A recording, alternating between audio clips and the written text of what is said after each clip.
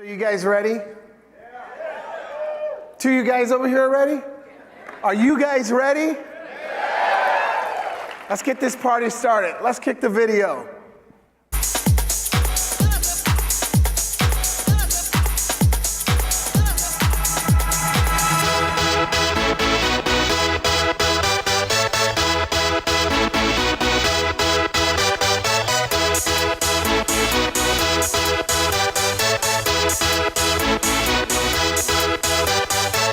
Y'all ready for this?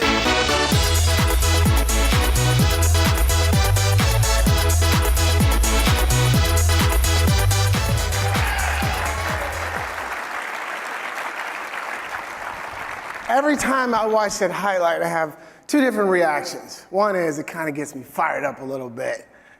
The other one is, I can't believe I used to do that stuff.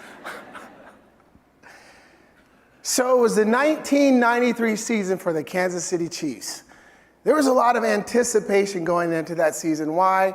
We just had a pretty good season. We were 10-6. We made it to the playoffs. But it was during the offseason some pretty incredible things took place. One was all of our top players, everybody stayed, nobody left. And then we added two very special players.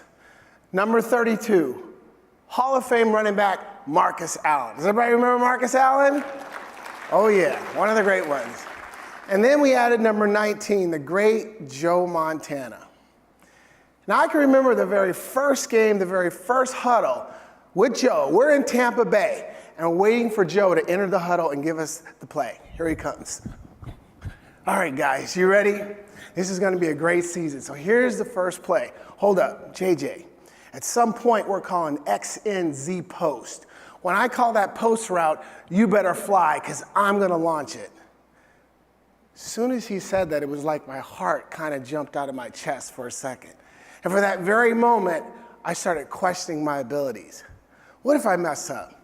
What if I drop the ball? I'm not Jerry Rice. I mean, can I really play with one of the greatest quarterbacks to ever play the game? One of my goals here today is to perhaps help you deal with a moment like that. Maybe a moment when you're in a situation and you're filled with doubt, fear, frustration, or concern, or maybe just feeling the pressure to be able to perform at a high level, to really take your performance to another level. Now, my understanding is though that in spite of the pandemic, in spite of some of the challenges you guys have all been dealing with, I hear you guys are still winning. Yeah. As a matter of fact, I heard you guys had one of the hardest, best years ever. And you're all to be the commended of that. But it's a new sales season. It's a new season.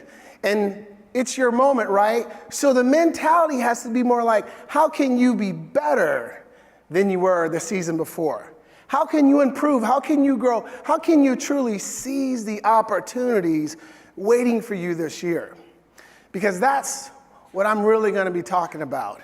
And sharing with you how I dealt with so many challenges and obstacles and still rose above, higher than anyone thought I would be. Nobody in a million years thought I would play in the NFL. Now, as a motivational speaker, yes, I'm here to motivate you. I'm here to inspire you. I want you to do more, be more, and achieve more.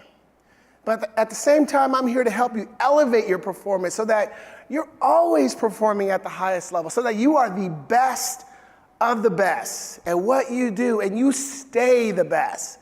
Because I know a little something about being the best in the world at my job.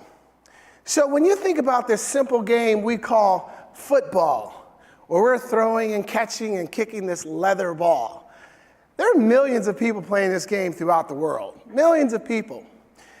The NFL is the highest level you can reach in football. There's no other level you go to. You don't graduate to like the Emperor League, or you're not promoted to the Ambassador League. It's the NFL. And every year, 1,696 men are on an active NFL roster. 1,696 out of the millions that are playing. And I was one of those for 9 years. There's 32 NFL teams NFL teams will typically start 2 wide receivers. I was a wide receiver. My job was to catch the football. So that means every year there's 64 job openings to be a starting wide receiver in the NFL. And I held that for 5 years. What's the point? The point is you don't make it to the NFL by accident. And you don't stay there because someone's doing you a favor. Doesn't matter who you know, what family you've been born into, your background, no. You make it because you earn it. And you stay there because you continue to earn it. So for me, it was that journey to the NFL. It was a time that I spent there. I learned some very valuable success principles and some winning strategies that allowed me to play at that level, but then make the transition to life after the game and still perform at a high level. But you see, the game taught me so much. It taught me how to grow, how to improve, how to handle competition, how to handle change, how to handle success. Not everyone can actually handle being successful. How to work within a team where you work with so many different people from all walks of life, all backgrounds, and work together as a unit and move towards a vision, move towards a common goal. Also taught me how to deal with adversity, the unexpected, especially when things are going well. Let me illustrate it this way. So I've been married to my college sweetheart, Raina, for almost 32 years next month, June 16th. 32 years. And when we got married, we had one simple goal when it came to a family. We wanted 3 children. Less than that, not enough. More than that, too many. So we have Dante, Camille, and LaJordan. About 16 years ago, we received a call from my nephew, Justin, in Tulsa, Oklahoma. Justin goes, "Uncle, there is craziness going on out here. You need to come check on us."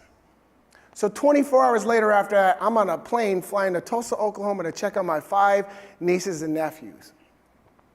24 hours after that, I'm in a courthouse standing before the judge and says, "Mr. Birden, we're going to take your 5 nieces and nephews and place them in 5 separate foster homes.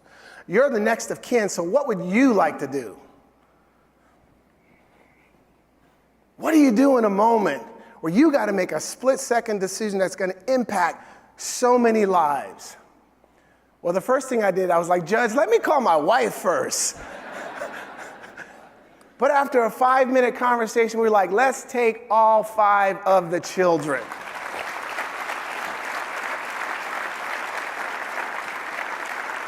And we immediately merged them into our family. And when we made this decision, so many people around us were like, "Why would you do that? Why would you add 5 more mouths to feed?" Well, my wife, Raina, and I, we saw it as an opportunity to impact 5 more lives. And I believe we did that, but I also believe they impacted our lives as well. But when I think about you and the products that you offer and the impact you make on people in the world today, I think, Dave, I just heard you say, what was it? Emotional, what was that word used, Dave? Happiness, what was it? Yeah, moments of goodness. How many more lives could you really impact if you dialed it up, if you raised the bar of your performance? When I was in the NFL, we had a habit of labeling our coaches. We would call them theory coaches and player coaches. The theory coaches were the coaches who never played, or who played high school. They played college, but they never played in the NFL. So they didn't know what it was like to play at this level where you're playing against some of the most amazing athletes in the world. Now, don't get me wrong, they were great coaches, and I still learned a lot from them. But they were always missing that personal experience, when it came to coaching. That's why we labeled the other ones player coaches, because they played in the NFL. And the difference between college and pro is it's the speed of the game. It is so much faster. And those player coaches, they had that personal experience, and you could tell from the way they coached us. And I share that because I'm more than just an athlete. Playing in the NFL was something I did, but I was always planning for life after the game, making that transition. And I was involved in several businesses over the years. I ran a couple medical companies in Lee Summit, Missouri. I was part owner of a fitness company in Atlanta. I held a free camp for years for all the children in Portland, Oregon. I loved what I was doing, but I love more what I do today because now I get to impact more lives throughout the world. But one of the advantages I have, it's pretty interesting when you're in the business world and the professional sports, because there's a lot of crossover. There's a lot of similarities. Now, obviously, there's one big difference. I mean, in football, I'm no longer running for my life because someone 300 pounds is trying to take my head off. But it's the physical attributes in the NFL that determine your success. That's why they would measure us in the 40. How quick are you in the shuttle? How high can you jump? How many times can you lift 225 pounds? And if you didn't hit certain benchmarks, you didn't even get a shot. But see, in the business world, it's different.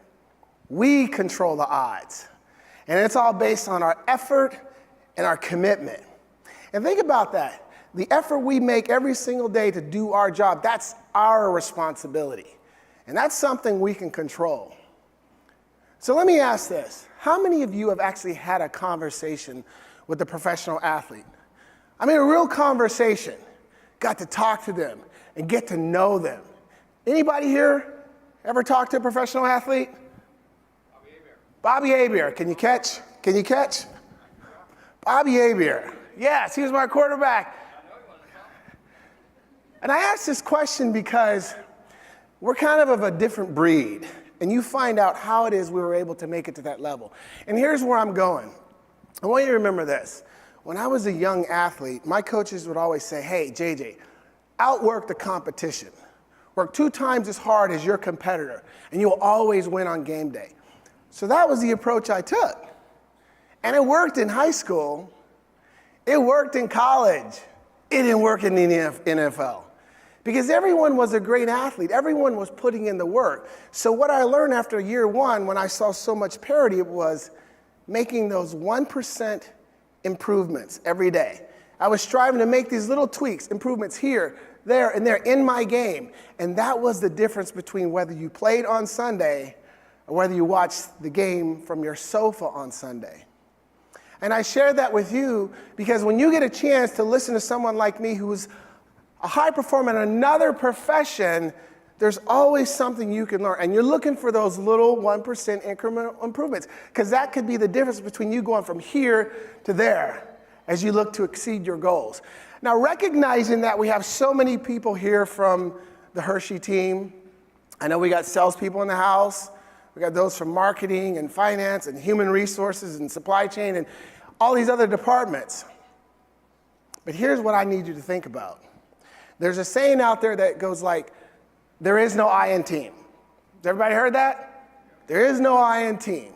I fully believe in it. It's all about the team. Put the team's goals ahead of your own. I get that.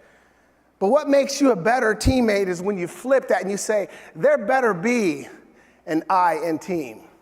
There better be an I in team because you got to do your job first at a high level. And when you do that, that allows the team to be more successful. So think about this. If everyone in this room took 1 or 2 nuggets that I'm going to share today and apply that in your game plan, what kind of impact could that make on this company? Now, to do that, though, it takes a commitment. It really does. You make that commitment, that vow, that promise that you're going to do something. Well, if you haven't committed already, I need you to commit right now. You need to be all in. It's about playing at 100%. Playing at 100% means that you are fully engaged, you're locked in, and you're ready to take in these concepts I'm going to share. Because I believe that the results you get out of anything is based on 2 things. If you show up and how you show up. So everybody that's here, you get a gold star because you showed up. But how did you show up? What's your attitude like right now? What's your thought process? What are your intentions? What do you want to get out of this event? What do you want to take home with you? Because again, I have something here for everyone. And I also want you to think about this. I realize this is a business event, but also think about where can you apply these principles in your personal life? Because we're all trying to get that work-life balance, right? And when you're winning in one, you could be winning in the other area too. So you guys ready? You ready for these points I'm going to share? So I call them Seizing your opportunities, success tips. And here's the first one. The first one is this. I need everybody in here. You got to get your head in the game.